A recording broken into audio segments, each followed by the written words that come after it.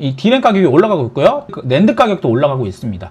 이런 상황에서는 결국은 증설에 대한 내용들이 나올 수밖에 없겠고요. 증설 스케줄도 올려드렸습니다. 그런 걸 봤을 때 반도체 쪽 소재주, 소부장들은 조정을 받게 된다면 당연히 1차적으로 보셔야 될 섹터다. 안녕하세요, 투자버튼입니다. 자, 오늘 말씀드릴 주제는요, 증시 조정이 약간 나오고 있는데요, 이런 증시 조정 속에서도 우리가 방향성에 대해서 명확하게 짚고 넘어가야 될 상황이다 라고 말씀을 드리고 싶어 영상을 켰습니다. 자, 먼저 오늘 증시 하락의 요인은 뭐냐? 케빈 워시 임명으로 인해서 증시에 좀 안 좋지 않냐라는 우려감이 녹아있는 상황이다라고 볼 수 있겠고, 금리 인하 부분보다는 양적 완화에 대한 부분에 대해서 조금 더 반응을 하는 것 같습니다.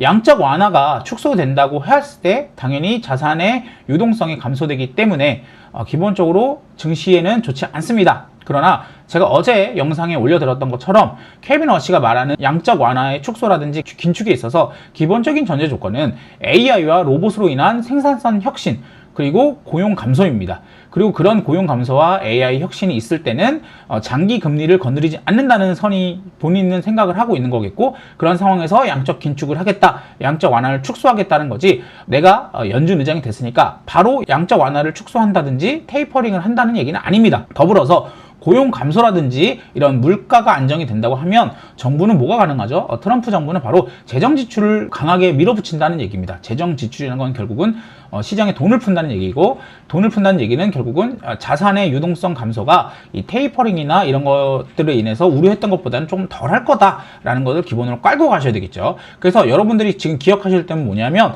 금리 부분에 대해서는 걱정 안 하셔도 된다는 얘기입니다. 우리는 어떻게 보면 양적 완화에 대한 축소, 테이퍼링을 걱정해야 되는 부분인데 이것도 바로 나오진 않습니다.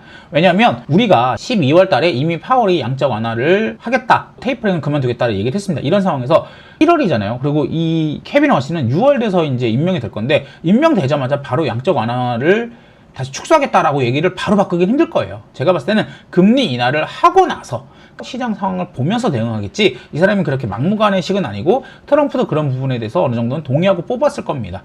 우리가 그러면 어떤 걸 봐야 되겠죠? 당연히 조정 속에 노려볼 종목을 보셔야 되겠죠. 저는 그 중에서도 당연히 바이오, 로봇주들, 그리고 원전 이런 것들을 보고 있는데 반도체, 로봇 이런 것들을 봐야 되겠고요. 특히 저는 반도체 쪽을 좀 더 집중을 하고 있습니다. 자, 어제 제가 좀 인상 깊었던 뉴스 하나를 볼게요. 바로 이 내용 같은데요. 지금 보시면은 이 D램에 이어서 지금 뭐가 늘어나고 있다? 낸드가 늘어나고 있습니다. 낸드. D램은 이미 늘어나고 있고요. 이 D램 가격이 올라가고 있고요. 낸드 가격도 올라가고 있습니다. 이런 상황에서는 결국은 계속 말씀드리지만 증설에 대한 내용들이 나올 수밖에 없겠고요. 또 제가 증설 스케줄도 올려드렸습니다. 그런 걸 봤을 때 반도체 쪽 소재주, 소부장들은 조정을 받게 된다면 당연히 1차적으로 보셔야 될 섹터다라고 말씀드릴 수 있겠고요. 추가적으로 낸드와 D램을 둘 다 하는 기업을 보시면 되겠고, 잠시 후에 제가 말씀드리도록 하겠습니다. 자, 다음 뉴스로는 이게 저는 보였어요. 몰트봇이라는 새로운 이제 에이전트가 AI 비서가 나왔고, AI가 스스로 결제까지 다 해주는 진짜 완벽한 AI다라는 평을 받고 있습니다. 근데 이게 저는 왜 중요하다고 보냐면, 뭐 AI가 혁신을 하고 뭐 성장성이 좋아진다, 이거는 그 다음 얘기겠고, 지금 이 AI 봇을 돌리는데 하루에도 비용이 10만 원씩 든다고 합니다. 이 비용은 결국은 뭐냐?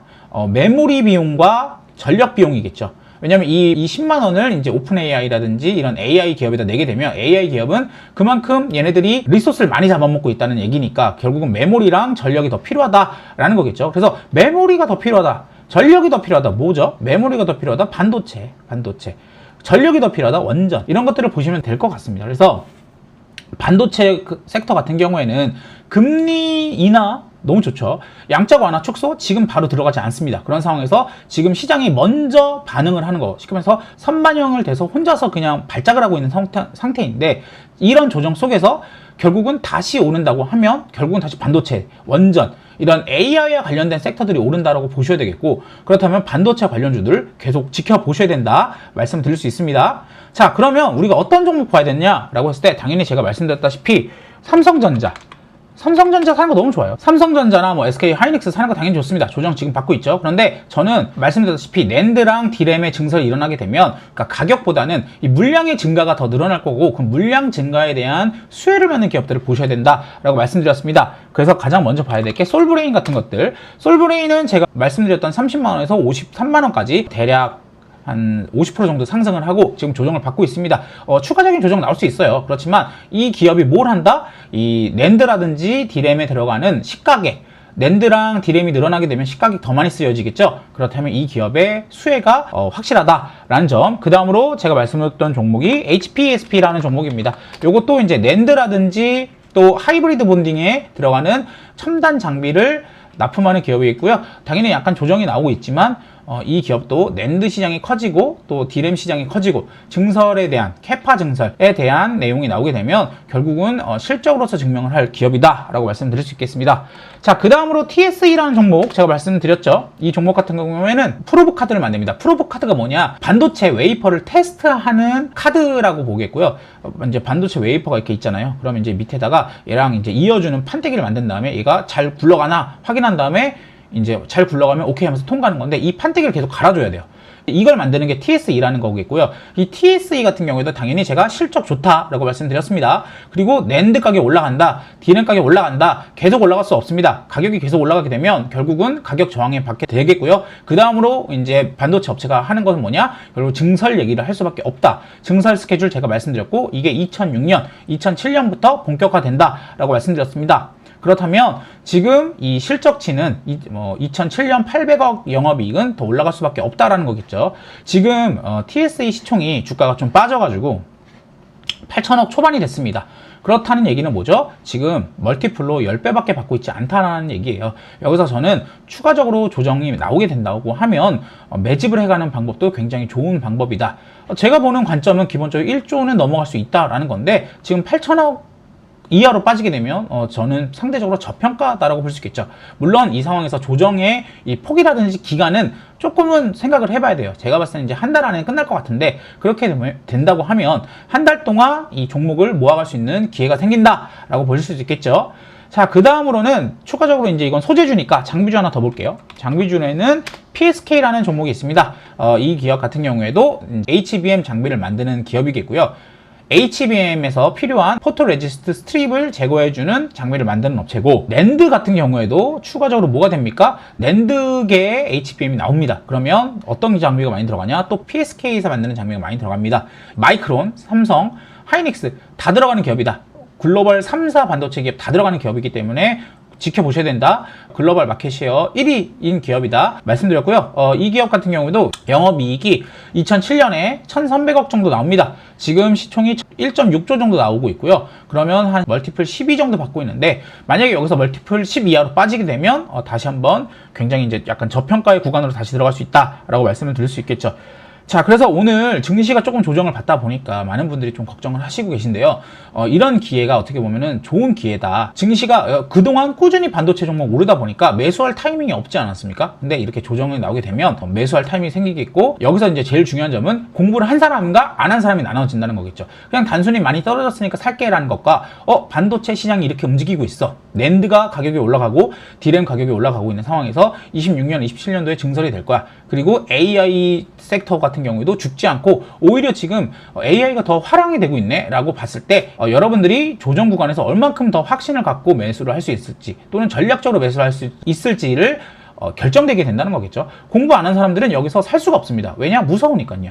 그런데 여러분들은 뭐다? 저와 함께 공부를 하면서 이 종목은 이러기 때문에 조금 더 저평가인 것 같습니다 라는 포인트를 알 수 있다는 거겠죠. 자, 다음으로 이렇게 증시가 조정받는 상황에서도 올라가는 섹터들이 있습니다. 보통은 이제 테마성에 강한 종목들이겠고요. 기본적으로 이제 정치 테마주들, 그 다음으로 이번에 이제 상법 개정안이 나옵니다. 3월 안에 이제 상법 개정안이 통과가 될 텐데요. 그렇게 되면 이제 자사주 관련주들 함께 보시면 되겠죠. 그래서 자사주 관련주들에 관련돼서는 한 요 정도 종목만 보시면 될 것 같아요. 기본적으로 이제 인포바인이라는 기업이 있겠고요.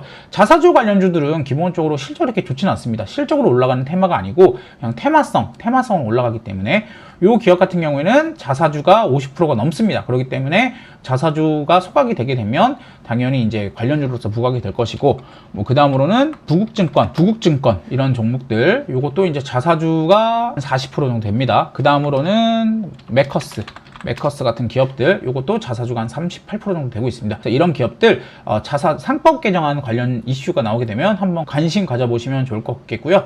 그 다음으로는 스테이블 코인 관련된 내용들 나올 겁니다. 스테이블 코인 관련된 경우에도 이제 설 전에 스테이블 코인 관련 법안에 대해서 합의가 나올 거기 때문에 이런 섹터 테마들 한번 체크를 해보시겠고요. 자, 그래서 지금 증시가 굉장히 좀 어려울 수 있어요. 처음 들어오신 분들의 입장에서는 이렇게 조정이 왜 이렇게 격하지? 라고 할 수 있겠는데, 이 조정을 이겨내는 방법에서 여러 가지 방법이 있지만 제일 좋은 거는 기존 대장주의 조정 속에서 매수 타점을 노리는 거다. 그리고 그 관련된 종목들을 오늘 제가 말씀드렸습니다. 자, 그래서 여러분들께서 이런 조정 속에서도 잘 이겨내셔서 다시 한 번 더 이 좋은 수익을 거둘 수 있는 기회가 되시길 바라겠습니다. 자, 오늘 영상 이렇게 마무리하도록 하겠고요. 구독과 좋아요까지 부탁드리겠고, 제가 운영하고 있는 채널이 있습니다. 이쪽 채널에 들어오시면 이런 관련된 뉴스들 계속 공짜로 무료로 올려드리고 있으니까 한번 들어오셔서 내용 받아가시기 바라겠습니다. 자, 오늘 영상도 여기서 마무리하도록 하겠습니다. 구독과 좋아요, 알람 설정까지 부탁드리겠습니다.